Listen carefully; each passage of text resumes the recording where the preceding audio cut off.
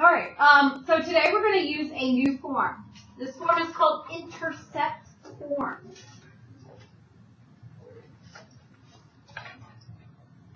Looks like this. F of x equals, there's going to be an a value. Oh, and my computer's like totally acting up today. So we may have issues. We'll see. I guess I could record this underneath the camera. There's going to be an a value. And then there will be a parenthesis. And in one of the parentheses, there may be x minus p. And the p is some value, some number. There might be another parenthesis. X minus q. Okay. I'm going to do this under here because I don't know what's going on with it, but it is not behaving.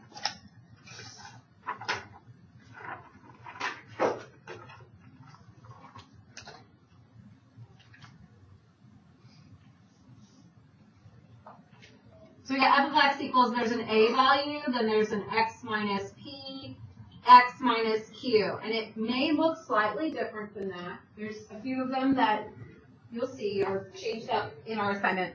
But this is a general form. This a value cannot be 0 because if the a value is 0, what's between the a and the first parenthesis? What operation is that? Multiplication. So if I have something multiplied by 0, what happens? Right, it all becomes 0. So this cannot be 0. And down here, it talks about f of p equals 0. So what is that saying? That is saying if I take all my x's and I plug in p for x, if I do f of p, what's going to happen is I'm going to have a multiplied by p minus p multiplied by p minus q. You don't really have to walk. You don't have to write this down. You can just watch. What happens if I plug in p to this particular parenthesis right here? What's p minus p? It becomes what? 0. So if I have 0 and it's being multiplied by a and it's being multiplied by p minus q, what's the whole thing? 0. So it's saying if I plug in p, I will get 0. Likewise, if I plug in q, especially into this parenthesis here, if I plug in q, I have q minus q, that's going to equal 0 as well. These are the x-intercepts. If you plug in a number and the y equals 0, that's the x-intercepts. So here's my x-intercepts graphed. They're just using letters right now. We'll do it with numbers in a moment. Here they're graphed. And how do we find the axis of symmetry if you know these two? Just looking at the graph. If you knew these two numbers, how would you find this? Well, I don't know the vertex yet. How would I find the axis of symmetry if all I knew were the two x-intercepts? Kind of look at that graph and Morgan, what do you think? They should be like split up. They're exactly in the middle. Exactly in the middle, because that's what the axis of symmetry is. It's that middle reflection line. So if I know these two numbers, all you have to do is average them. You add them up, divide by 2, you have the middle number. So that's what it's saying right here. It's saying to average the two numbers together to get our axis of symmetry. And then if the a value is positive, it opens up. If the a value is negative, it opens down. Same rules as before. Let's do some actual examples. The way that I model it because I can see into the future and I know what you're going to need to know for the next chapter. So I model this so that you understand for the next chapter. Okay? I'm not taking shortcuts now because I want you to not have to go back and relearn anything. So what I'm going to do is I'm going to first find my x-intercepts. And I've listed the stuff that we're going to find, except we are also going to find the y-intercept. We'll put that in there too. Okay. Just do that. So we're going to find our x-intercepts first. Find our x-intercepts. What you're going to do is you're going to take everything that you're multiplying. It's called each factor. Each factor up here, the things you're multiplying, you're going to set each one of them equal to 0 to see what x would equal to make this 0. So we're going to say -2 equals 0. We're going to say x plus 3 equals 0. And we're going to say x minus 1 equals 0.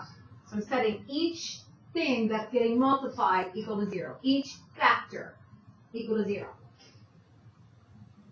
What we have to do is we have to solve for x. So you look at your first factor. Negative 2 equals 0. First of all, is there an x there? No. And does negative 2 equal 0? No. So this piece of information is not going to help me get my x-intercepts. Then I look at x plus 3. There is an x. I can solve for that. X would equal what? Negative 3. And then the other one over here, if I add 1, x would equal positive 1. So these give you the x-intercepts. I have 2 of them. One of them is at negative 3, 0. The other one is at 1, 0. Since I have more than one answer, I like to put that in set notation, which just has fancy brackets around all the answers.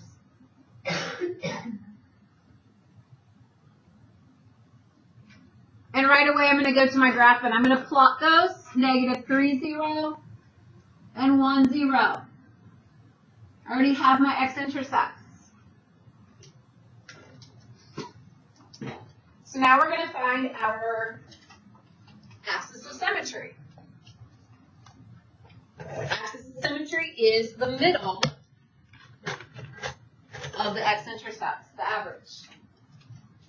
So if you can't look at the graph and figure it out, then just add them up and divide by 2. So I'll do that work, but I can look at the graph and figure it out. I hope most of you can as well. So I'm just going to add up negative 3 plus 1 divided by 2. Negative 2 divided by 2. X equals negative 1. Axis symmetry. X equals negative 1. Finding our vertex is the same way we were finding our vertex before. If you know the axis of symmetry, plug it in to find the vertex. So we're going to plug that into the equation. So I'm going to do f of negative 1. But my equation is a little bit different form than it was before. So negative 2, I'm going to have negative 1 plus 3, and then another parenthesis, negative 1 minus 1. So every place that I saw an x, I replaced with negative 1. Every place I saw an x, I replaced it with negative 1. So now I do order of operations, add together the stuff inside the parentheses. So we have negative 2, then we have a 2, and then we have a negative 2. And what operation is between all this stuff? And they're next to each other with no signs. That's all multiplication. So I have negative 2 times negative 2, negative 8.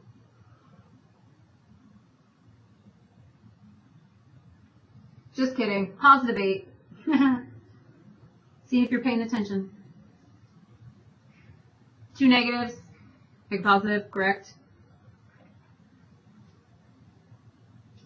So I have my vertex. Went and plotted that. We have to have minimal 5 points, and I only have 3, so we might as well find the x-intercept. I mean, y-intercept, that's the easiest one to find. How do we find the y-intercept?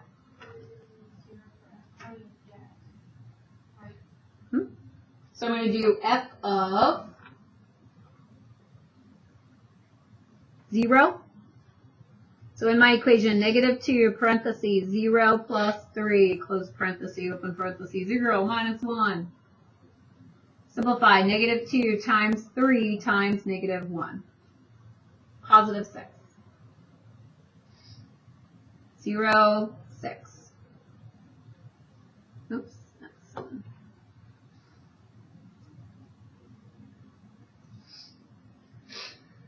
And then you also have that mirror point.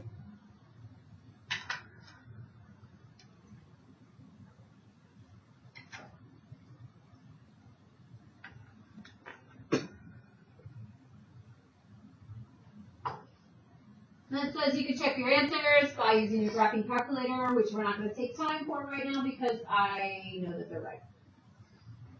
But when you're doing it on your own, you can check your answers with your graphing calculator.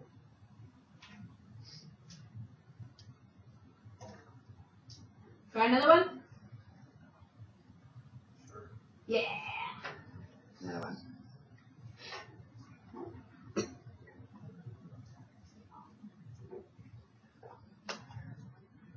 Okay, number 6. First thing we're going to do, we're finding all the same information as above. First thing we're going to do is find our x-intercepts. So take this equation in every factor. Set equal to 0. What is this first factor? What's that a value out there? So I'm going to do negative 1 equals 0. Then I'm going to have x plus 1 equals 0. And x plus 5 equals 0.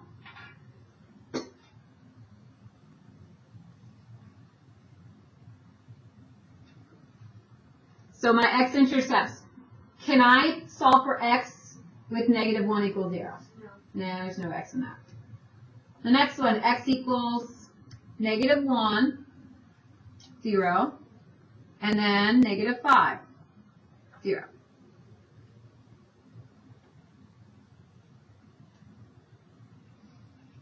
So my x-intercepts, and I put them on the graph.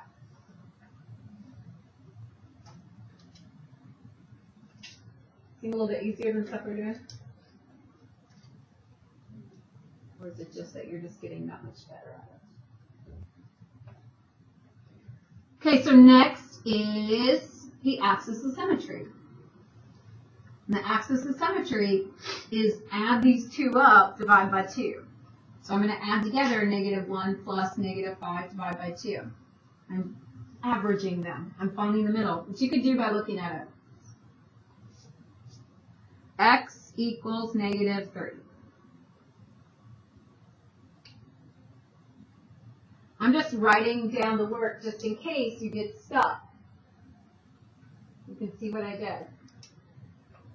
And we find our vertex. How do we find our vertex? Same way we found it last time. How do we find it? Plug in our axis of symmetry. So we're going to do f of negative 30.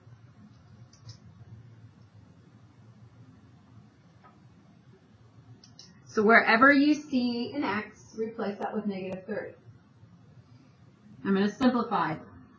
So I get negative times negative 2 times 2, which is positive 4. Negative 3, 4.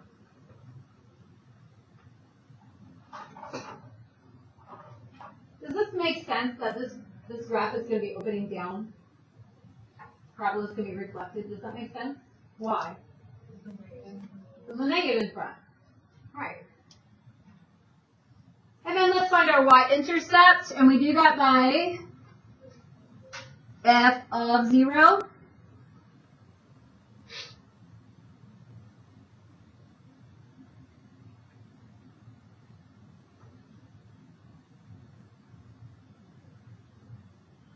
So I get 0, negative 5, and reflect that.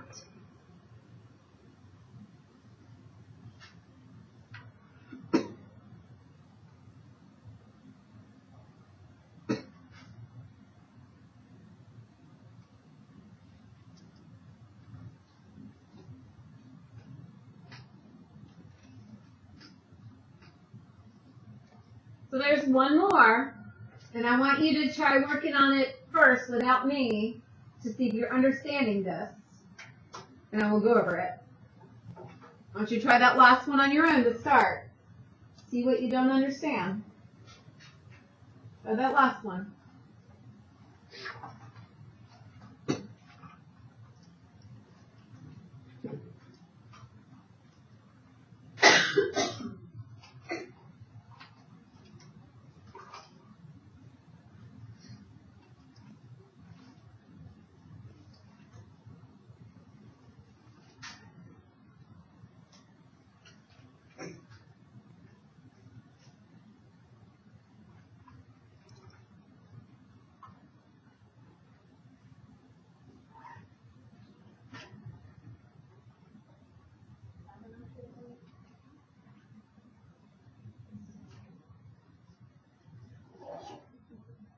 Because I really just stopped your pencil the first time, probably.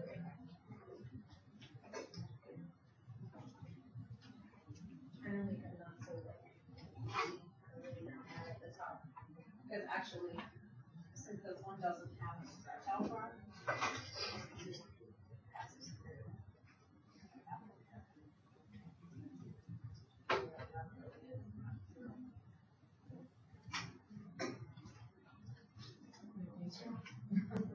sorry, just saying hurt. It actually passes through this point. It's totally misgoes. Try to just round them more. It just comes from practice. Hey, I gotta say this to lots of you. Because I just saw 3 of you in a row. On this past one that we just did, I should have said this a second ago when we were doing it. Because I look at this number out front that tells me there's a reflection, but there's no stretch. This is just like the parent function that's flipped over. So it should be out 1, down 1, out 1, down 1, out 2, down 4. A lot of you just didn't round it enough, and it looks like a V. These do not look like V's. So make sure that your U shape goes out far enough so I can tell it's U shape. Okay, go ahead and finish this last one you're working on, and then I have one more thing to show you before you start your assignment, but we're basically done. Do these. Okay. Do that part. This one.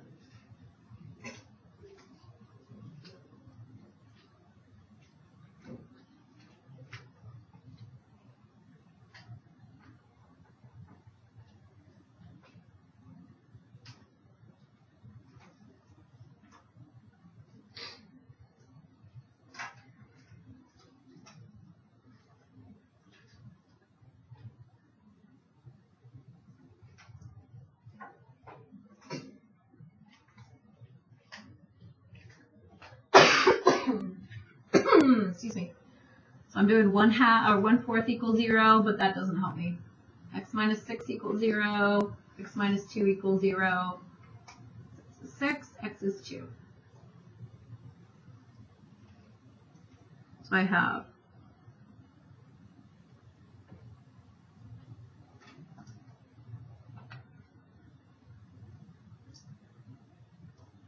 2 x-intercepts, 1 at 6, 1 at 2. The middle of that is 4. So x equals 4. Plug in for the vertex, plug in 4. We do g of 4.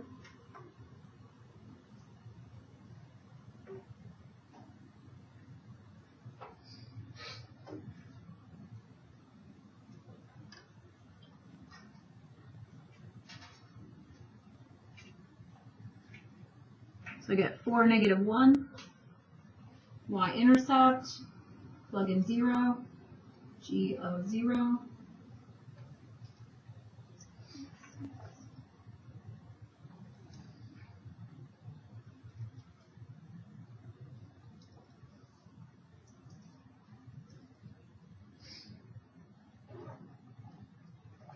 You get 3.